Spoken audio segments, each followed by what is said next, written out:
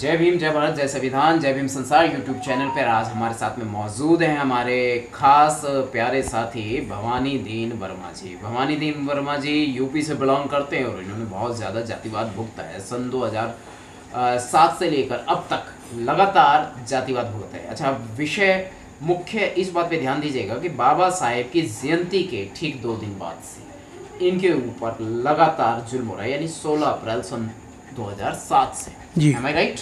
क्या मैंने ठीक किया? 16 अप्रैल 2007 से आप जातिवाद भुगत रहे हैं। 16 अप्रैल 2007 से आज तक मैं पीड़ादायक हूँ, प्रताड़ित हूँ। मेरी कोई सुनने वाला नहीं है। आप पीड़ादायक नहीं है, पीड़ित हैं। पीड़ित हैं। और पीड़ित का सर ये है कि मैं अकेला नहीं हूँ। पीड़ादायक इसलिए बोल रहा हूँ कि मेरी समाज के साथ में भी बहुत पीड़ा हुई। मेरे साथ साथ मेरे समाज के भी साथ हुई है, 15-20 महिलाओं को। बहुत आक्रोश में नजर आ रहे हैं, इसका क्या मूल कारण है? सर, आक्रोश में क्यों नहीं नजर आएंगे जब हमारे साथ में पीड़ा हुई और आज तक हम प्रताड़ित हैं और प्रताड़ित आज भी किए जा रहे हैं। आज ये मेरी दुर्दशा है कि मैं अपने ग्राम समाज में जाके वहाँ 2 दिन नहीं रह सकता। अगर दुश्मनों को पता चल जाएगा तो मेरे ऊपर हमला होगा। मेरे बच्चे तो कभी नहीं जाते, मेरी मजबूरी है, मेरे बच्चों की मजबूरी है, क्योंकि हमको शासन प्रशासन से कोई न्याय नहीं मिला और उनके ऊपर कोई कार्रवाई नहीं हुई। न्याय क्यों नहीं मिला आज तक आपको? न्याय क्यों मिलेगा सर? जब ये बताइए कि पखंडवादियों की सरकार है और इस भारत देश में 99% किसी भी विभाग में देख लीजिए करप्शन ही करप्शन है, तो न्याय की कैसे उम्मीद करें? वो लोग तो ये कहते हैं कि दुनिया में सब कुछ ठीक ठाक चल रहा है, बढ़िया। नहीं सर, ये तो देखिए, ये तो गलत है सर, ये गलत है, ये गलत है। मैं आज 15,000 की नौकरी करता हूँ तो 15,000 में अपने परिवार को कैसे पालूं? इतना बड़ा करप्शन है। एक मालिक के पास करोड़ों रुपया है, अरबों रुपया है, वो चाहे तो 5 साल पूरी दुनिया को खिला सकता है, देश को। राशन दे तो रहे हैं हर महीने। 15,000 में सर परिवार कैसे पल जाएगा? करप्शन इसी को तो कहते हैं। सरकार ने जो स्कीम चला रखी है कई राज्यों, सरकार ने बहुत स्कीमें, सिर्फ देखिए फाइलों में तो स्कीमें चलाती है सरकार और कागजों में लिख लिख के स्कीमें चलाती है, मीडिया के माध्यम से अपनी फिजा बनाती है सरकार, कोई भी सरकार हो। लेकिन जो सुविधा और जो मदद यानी कि गरीब तबके के लोगों को मिलना चाहिए वो आज तक नहीं मिलती है, नहीं मिलेगी। जाने अनजाने में कहीं आप सरकार की मदद तो नहीं कर रहे हैं कि नहीं? देखिए, नहीं सर, हम क्यों सरकार की मदद? सरकार तो आप हैं, सरकार आप हैं, हम सरकार की क्यों मदद कर? हम तो सरकार से उम्मीद करते हैं कि सरकार हमारी मदद करे। हम सरकार, अरे आप तो सरकार हैं। आप चाहे तो देश का नाम बदलें, आप चाहे तो किसी भी संस्था का नाम बदल दें, आप चाहे तो किसी भी राज्य का नाम बदल दें, आप चाहे तो किसी भी जिले का नाम बदल दें। आप हमारी जो सरकारें हैं, नाम बदलने के अलावा आज तक किया ही क्या है? आज तक किया ही क्या? अरे मेरे गांव में, मैं 50 साल की मेरी उम्र है, एक नाली नहीं बनवा पाई सरकार। गलती से कहीं ऐसा तो नहीं है कि आप मेहनत कम करते होंगे? और सर कैसे? मेरे से 12 हमारे परम पूज्य बाबा साहब ने हमको जब संविधान लागू हुआ तो हमको परम पूज्य बाबा साहब ने 8 घंटे की मजदूरी के लिए हमको ऐलान किया और संवैधानिक जो हमारी व्यवस्था परम पूज्य बाबा साहब ने दी, 8 घंटे हमसे 12-12 घंटे ड्यूटी ली जा रही है। 12,000 रुपए में 12-12 घंटे ड्यूटी ली जा रही है। कितने साल से? मैं तो 35 साल से साहब नौकरी कर रहा हूँ, 12 घंटे की ड्यूटी करता हूँ। आपकी सरकारी है, प्राइवेट है? प्राइवेट है, शुरू से एक ही लाइन में प्राइवेट है। कोई भी प्राइवेट संस्था में देख लीजिए तो ओवर टाइम नहीं देते, खाने का पैसा नहीं देते। आपने कहा कि आपके पास काम धंधा नहीं है, मतलब एक नौकरी है ड्राइविंग की, वो भी प्राइवेट। मैं ये कह रहा हूँ यदि आप हो सकता है कुछ खाने पीने का काम खोल देते, कोई और काम खोल देते, हो सकता है आपकी गाड़ी चलनी। और रोजगार कहाँ है सर? रोजगार कहाँ है? वही तो कह रहा हूँ, इसी को तो गुलामी कहते हैं। सुनिए, आप कहीं पे खाने पीने की कोई रेडी लगा लेते, कोई दुकान खोल देते। तो सर ये बताइए कि चलिए ठीक है, हम खाने पीने की रेडी लगा लेंगे, अगर ये पूरा देश रेडी और पकौड़ा बेचेगा तो नौकरी कौन करेगा? सब पकौड़े बेचेंगे तो खरीदेगा कौन? तो या तो आप नौकरी कर लो या पैसा बना लो। हम पैसे के लिए थोड़ी हम कह रहे हैं सरकार से, हमें तो खाली हमारा अधिकार दे दे, हमको रोजगार दे दे। जी बताइए, रोजगार के विषय में बात कर रहे थे जी। तो सर जैसे आप रोजगार की बात करते हैं, चलिए मैं पकौड़े की दुकान लगा लेते हैं, ठिलिया लगाता हूँ और उसमें लिख देता हूँ कि भवानी दीन चमार या भवानी दीन जाटो लिख दूँ या भवानी दीन अग्रवाल लिख दूँ, तो मेरा खाना खाएगा कौन? नहीं आप नाम छुपाइए ना, भवानी दीन वर्मा लिख लो, भवानी दीन शर्मा लगा लो। क्यों नाम क्यों छुपाए? इसका मतलब है हम अपने बाप को गाली देंगे, माँ को गाली देंगे। हमारे महापुरुषों ने ऐसा नहीं किया। जाति सूचक शब्द का इस्तेमाल ना करो, आप केवल है ना वर्मा लिख लो। नहीं सर, हम ऐसा नहीं कर सकते ना। हमारी जो जाति है, हम कट्टर अम्बेडकरवादी हैं। हम अगर जाति छुपाएंगे तो हम अपने महापुरुषों को गाली दे रहे हैं, यानी उनको उनका अपमान कर रहे हैं। हम जाति नहीं छिपा सकते, लेकिन हमारा खाना खाएगा कौन? मतलब आपके बिना बताए उनको जातियां पता लग जाएंगी क्या? नहीं सर, मैं आपकी बात का समर्थन करता हूं, लेकिन ऐसा नहीं हो सकता, क्योंकि मैं एक शब्द कहना चाहूंगा कि नकली बौद्धों की भी सुन लो कथनी और करनी में अंतर, कि नकली बौद्धों की भी सुन लो कथनी और करनी में अंतर। अरे बात करें हैं गौतम बुद्ध की, घर में पड़े वेद मंत्र और बाबा साहब की तस्वीर लगाते इनकी मैया मरती है, ये दलितों की बस्ती है। सर, अब आप जात की बात करते हैं तो जाति का एक शब्द देना चाहता हूँ। बहुत अच्छा शब्द है, हमारे एक परम पूज्य डॉक्टर साहब हैं, उन्होंने दिया था। और जाति की बात करता हूँ और जात छिपाने की भी बात करता हूँ। तो जो आरक्षण जो हमको मिला है, परम पूज्य बाबा साहब ने हमको आरक्षण जो दिया था, और आज हमारा आरक्षण भी ख़त्म कर दिया गया है, वो देश में आरक्षण लागू नहीं है। वहाँ का एक शब्द देना चाहता हूँ कि डोरी लाल इसी बस्ती का, कि डोरी लाल इसी बस्ती का कोटे से अफसर बन बैठा। हमारे महापुरुषों की देन है, और हमारे महापुरुषों की देन यानी आरक्षण है, और उसी आरक्षण के तहत वो एक अधिकारी बन गया कि डोरी लाल इसी बस्ती का कोटे से अफसर बन बैठा। उसको इनकी क्या पड़ी है, वो जाके दूजों में बैठा, और बेटा पढ़ लिख कर शर्मा जी और बेटी बनी अवस्थी है, ये दलितों की बस्ती है। तो साहब मैं क्षमा चाहता हूँ, जाति नहीं छिपा सकता। या तो जात छिपा लो या पैसा कमा लो, एक नहीं सर, धन किसके पास जाता है? आपकी जरूरत कैसे आया है सो जाएगा, राजा रंग फकीर देगी नहीं। और आप सरकार से हमको भीख मांग रहे हैं क्या? सरकार से भीख थोड़ी मांग रहे हैं, सरकार हमारा अधिकार दे दे। हम किसी नेता मंत्री की संपत्ति थोड़ी मांग रहे हैं। अरे संविधान किसी के बाप का है क्या? संविधान में अगर 395 अनुच्छेद है तो एक एक अनुच्छेद हमारा भी है, खाली नेताओं का है क्या? संविधान में सन 1947 में अगर भारत देश आज़ाद हुआ था तो हम भी तो आज़ाद हैं। क्या हम अपने बात को रख नहीं सकते? हमारा अधिकार, हम अपना अधिकार मांग रहे हैं, हम सरकार की संपत्ति नहीं मांग रहे हैं। मुद्दा ये है कि आपके पास पैसा नहीं है, पैसा चाहिए, पैसे के लिए काम करना पड़ता है, वो आप कर ही रहे हैं लगातार 35 साल से। लेकिन आप कह रहे हैं मैं जाति छिपाए बिना पैसे का काम नहीं करूंगा। तो सर हम बोल तो रहे हैं, हम जात छिपा के नहीं लेना। अरे हमको जैसे ठीक है, हम आरक्षण पे थोकता हूँ, मैं मुझे आरक्षण भी नहीं चाहिए।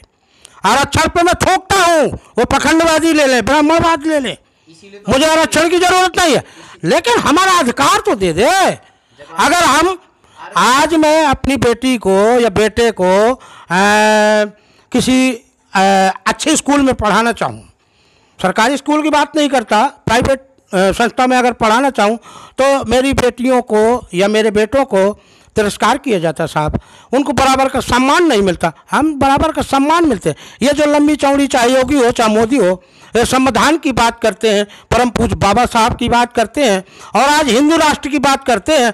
अब आप कहते हो जात छिपाने की, तो मैं एक शब्द कहना चाहता हूँ कि हिंदू राष्ट्र बना लो, हमें कोई दुख नहीं है, लेकिन अपनी बहन बेटियों का रिश्ता हमारे बच्चों से करेंगे क्या ये लोग? किस बात पे हिंदू हमको रखते हैं, या किस बात पे हमको हिंदू तय करना चाहते हैं? अगर हिंदू राष्ट्र बनाना चाहते हो तो हम में जाति क्यों? ये जाति की बात कहाँ से आती है? अगर हिंदू राष्ट्र ठीक है, हम सब कार्य करते हैं, हम हिंदू राष्ट्र में शामिल हो जाते, तो बहन बेटियों का रिश्ता कायम रखेंगे, बहन बेटियों का रिश्ता कायम रखेंगे। हिंदू राष्ट्र किस पद पे हमको मंदिर पे जाते हमको घुसने नहीं देते हो? क्या आप मंदिर जाना चाहते हो? हम मंदिर नहीं जाना चाहते, हमको मंदिर की भी आवश्यकता नहीं है, मंदिर की आवश्यकता। लेकिन यहाँ जब ये बताइए कि राष्ट्रपति को रोका जाता है मंदिर जाने के लिए, मंत्रियों को विधायकों को रोका जाता है, दलित समाज क्यों? देवी देवता को मानते नहीं, भगवान को मानते नहीं, आरक्षण आपको चाहिए। अरे भगवान है कहाँ? सुनिए, तो इसीलिए तो आप दुखी। आज ठीक है, मैं भगवान को मान जाऊंगा, आज मैं कहता हूँ भगवान से 2 करोड़ रुपया दे दे, 4 किलो सोना चांदी दे दे, मेरी बीवी का गला सूखा पड़ा है, मेरी बेटी की पायल बन जाए, भगवान देगा क्या? भगवान देगा? एक्सीडेंट हो जाएगा अगर मेरे को तो डॉक्टर के पास जाना पड़ेगा। भगवान तो मेरा बेटी बेटे का मर्ज सही नहीं करेगा। भगवान की शक्तियों को आप कमजोर समझ रहे हो, वो तो पूरे देश का, पूरी दुनिया का लाल। आप मुझे ये बताने का प्रयास करें कि विज्ञान कहता है कि 84 लाख पूरी दुनिया में है, 84 लाख दुनिया में विज्ञान कहता है कि 84 लाख योनियां, जय विज्ञान हम क्यों कहते हैं, 84 लाख योनियां पूरी दुनिया में है। और भारत देश में जनसंख्या की बात कर लो, 150 करोड़ है, 150 करोड़, लेकिन देवी देवता कितने हैं? 33 करोड़ देवी देवता है। तो आप ये बताइए मुझे कि 84 लाख बड़े या 33 करोड़ देवी देवता बड़े? क्यों हमको भ्रमित करना चाहे? तो हमको पागल मूर्ख समझ रखा है क्या?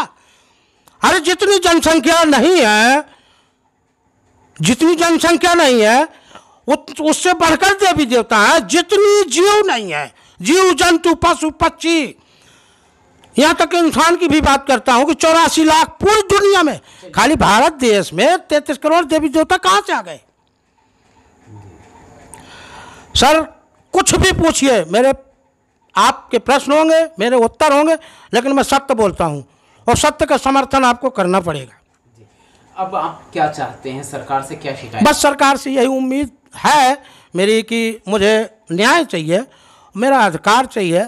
और ये जो लंबी चौड़ी बातें योगी जी करते हैं, मोदी जी करते हैं, इतने का लाख का लोन हम दे रहे हैं और हम अपनी गरीब दलित समाज को कॉलोनी दे रहे हैं, आवास दे रहे हैं, आज तक हमको तो न मिला। सुनिए, तो क्या सरकार ऐसी टिकी हुई है क्या सत्ता में? ये सारे करोड़ों लोग, अरबों लोग जो हैं, ये भारत के जो जनसंख्या क्या बेवकूफ है क्या? तो सरकार झक मराने के लिए बनती है क्या? सरकार अपनी जेब से देती है क्या? जब मैं बोल रहा हूँ संविधान में सबका अधिकार है, अगर मोदी की ताकत नहीं है, योगी की ताकत नहीं है, तो मुझे एक दिन के लिए मुझे बैठा दो, मैं पूरे देश में 1-1 करोड़ रुपया बांट दूंगा और पूरे देश को नौकरी दे दूंगा। नहीं है क्षमता तो कुर्सी दे दो। आप कहते हो देश में संविधान लागू है, संविधान नहीं लागू। जिस दिन संविधान लागू हो जाएगा योगी जी और मोदी जी जेल जाएंगे। क्या बात कर रहे हो आप? ये संविधान का पावर है, मैं कह रहा हूँ। आपको डर नहीं लगता अपने योगी मोदी जो बड़ी ताकत में है? कोई किसी की ताकत नहीं, इंसान है। अगर इतनी बड़ी ताकत हो तो हम जैसे शेर से बढ़ जाए। अपने आप को मोदी जी योगी जी शेर कहते हैं, क्यों जेड श्रेणी की सुरक्षा लिए हैं? अगर वो नहीं डरते हैं देश में कि हम शेर हैं, बड़े आदमी है, तो क्यों सुरक्षा लिए हैं? आप इंसाफ के लिए हर जगह गुहार लगा चुके हैं, धरना प्रदर्शन कर चुके हैं, हर तरह का कष्ट झेल चुके हैं, लेकिन आप अभी अपने लिए इंसाफ नहीं लेके आ पाए। इस पर सरकार से क्या कहेंगे? आपकी बात समझ में नहीं आई सर। इंसाफ, आपको इंसाफ कब और कैसे मिलेगा? इंसाफ सर देखिए, बहुत से तो लोग कहते हैं कि जब तक बेटा रोता नहीं है तो माँ दूध नहीं पिलाती। मेरे कहने का अर्थ ये है कि जब तक हम अपनी लड़ाई खुद नहीं लड़ेंगे तब तक हमको इंसाफ मिलना मुश्किल है। और मैं अपनी लड़ाई यूं ही जारी रखता रहूँगा और सोशल वर्क के माध्यम से, आप मीडिया पत्रकार बंधुओं के माध्यम से अपनी बात को रखता रहूँगा और अपनी फरियाद को आगे बढ़ाने का काम करता रहूँगा। और उम्मीद यही है कि अगर आज सरकार है तो सरकार में भी परिवर्तन, 5 साल की कुर्सी होती है साहब।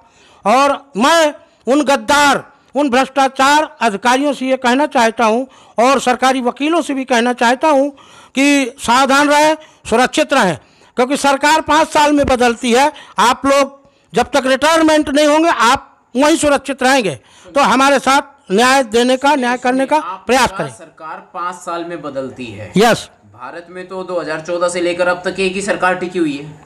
इसको भी तो करप्शन कहेंगे, ईवीएम का घोटाला है सर। मैं चुनाव आयोग से कहना चाहता हूं कि चुनाव आयोग की एक बात कहता हूं कि चुनाव आयोग की सुन लो चर्चा, सभी गुंडे भरते हैं पर्चा। बुरा मत मानिएगा सर, कि चुनाव आयोग की सुन लो चर्चा, सभी गुंडे भरते हैं पर्चा। दिल्ली में गूंजे किलकारी और दिल्ली तो हुई हमारी। तो जब तक शासन प्रशासन चुस्त दुरुस्त नहीं होगा, न्याय सही से और नंबर 1 पे नहीं चलेगा तो यूं ही होता रहेगा। आप इतनी अच्छी जानकारी रखते हैं, yes. संविधान को जानते हैं, आप सरकार को जानते हैं, आप yes. इंसाफ को जानते हैं, आप आरक्षण के विषय में बात करते हैं, आप खुद नेता क्यों नहीं बन गए? नहीं सर, देखिए हमारे अधिकार है आपको। देखिए सर, ये बताइए नेता कौन होता है? नेता कौन होता है? मैं एक शब्द कहना चाहता हूँ कि खाना नहीं खराब किसी धर्म का, खाना ही सब खराब है। खाना नहीं खराब किसी धर्म का, खाना ही सब खराब है। और मीठ मदिरा खाते सब धर्म के, सबका धर्म एक समान है। और दंगा करते ऊंच नीच में सब नेता एक समान है। पानी अन्न वायु सब इस पर बहे खून सब एक समान है। फिर भी कहता देशभक्ति है, भारत देश महान है, अच्छा हिंदुस्तान है, भारत देश महान है। नजर न लग जाए इस भारत देश को, ये देशभक्त का अनुमान है। होगा युद्ध विश्व में बढ़कर, जब तक भारत में बेईमान है, जब तक भारत में बेईमान है, जब तक भारत में बेईमान है। मेरी कविताएं बहुत लंबी चौड़ी है साहब, मैं शॉर्टकट में बोल रहा हूँ आपसे। तुकबंदी बहुत अच्छी है, लेकिन यहाँ तो भारत में आप खुद एक जीता जागता उदाहरण है कि भारत देश महान है। ठीक है, आपने बड़ी बड़ी बातें कविता के माध्यम से कही, तुकबंदी के माध्यम से कही, लेकिन आप किस हाल में हैं लगातार अभी आपने खुद ही अपने हालात बयां करे हैं। आपने बहुत लंबी चौड़ी फाइल भी दिखाई है। शायद आप 15 या 17-18 साल से मुकदमा लड़ रहे हैं, लेकिन कोई इंसाफ। तो ऐसे में आप कैसे कहेंगे कि भारत में? सर देखिए, हर व्यक्ति उम्मीद के साथ जीता है। माँ बाप हैं तो एक बच्चे से उम्मीद करते हैं, और बच्चा है माँ बाप से उम्मीद करता है। वही उम्मीद के साथ जीवित हूँ कि उम्मीद है मुझे। यस, आप उम्मीद कर रहे हैं। यस, तो उम्मीद पे ही कायम रहेंगे? नहीं सर, देखिए ऐसा है कि कायम तो रहना पड़ेगा। कामयाबी मिली क्या? कामयाबी आज नहीं तो कल मिलेगी। देखिए एक मैं सवाल आपसे कहना चाहता हूँ कि हार मान लेना सबसे बुरी बात है। हार जाना बुरी बात नहीं है, हार मान लेना सबसे बुरी बात। तो हार नहीं मानना चाहिए। जीतने भी तो नहीं दे रहे हैं, जीतने भी तो नहीं दे रहे हैं। जीतने को नहीं देंगे। जब देखिए, ये हमारा बहुजन समाज है, और बहुजन समाज को बरगलाने वाले लोग बहुजन समाज के ही व्यक्ति हैं। और जिस दिन ये बहुजन समाज हमारा एक हो जाएगा तो हम क्यों नहीं जीतेंगे?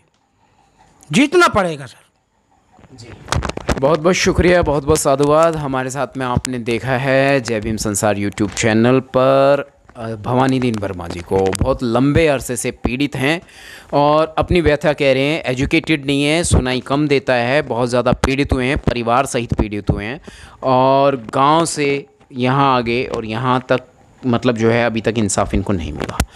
तो ये आंकड़े हैं, ये कड़ियाँ हैं, और देखा आपने कितनी लंबी चौड़ी फाइल इन्होंने आपको दिखाई है केस की, कितनी सारी रजिस्ट्रियाँ कर रखी हैं, लेकिन इंसाफ अभी तक नज़र नहीं आ रहा। और ये भी एक जातिवाद का विषय है। जो लोग ये कहते हैं कि भारत की राजधानी में जातिवाद नहीं या इंडिया में जातिवाद नहीं है, जातिवाद बहुत ही मतलब जो है ख़त्म है, कम न्यूनतम स्तर पर, ऐसा नहीं है। जीता जाता उदाहरण आपके सामने है। फ़िलहाल इतना ही। अगली कड़ी में कुछ इसी तरह के मुद्दे लेकर फिर हाजिर होंगे। जय भीम, जय भारत, जय संविधान। नमो बुद्धाय, जय भीम, नमो बुद्धाय, जय संविधान, जय विज्ञान, जय मूल निवासी।